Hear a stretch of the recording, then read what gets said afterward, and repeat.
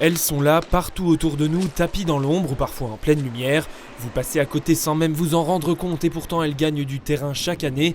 Elles, ce sont les plantes invasives. Une sortie pédagogique proposée par la Maison de l'Environnement d'Épinal traitait in situ ce problème devenu épineux.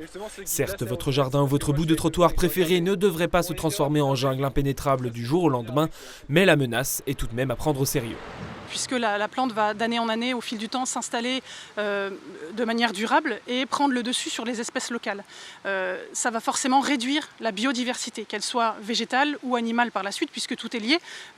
Si un certain type de plante meurt parce que j'ai trop de renouée du Japon à un endroit, forcément ça va impacter un certain type d'animal qui se réfugiait sur cette plante pour se reproduire, pour se nourrir ou autre. Donc ça va réduire la biodiversité, la diversité du vivant.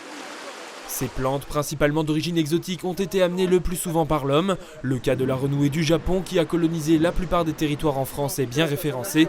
Moins connu sans doute, le solidage, ici au parc de la Maison Romaine, planté il y a 15 ans par les services de la ville pour embellir l'espace vert et qui tend aujourd'hui à remplacer ses voisins. Un problème pas forcément connu du grand public. Je connaissais balsamine, renouée du Japon, ambroisie, mais voilà, non.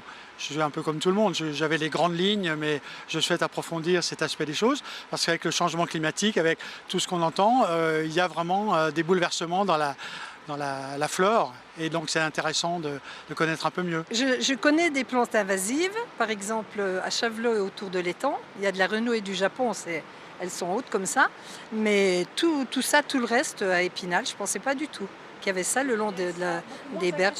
Pour faciliter le recensement de ces plantes, la ville met en place en partenariat avec plusieurs associations un inventaire participatif.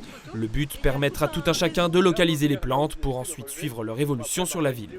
Il y a plusieurs raisons. Déjà, en effet, pour enrichir les données qui seront récoltées par un bureau d'études qui est en cours de recrutement pour réaliser des inventaires.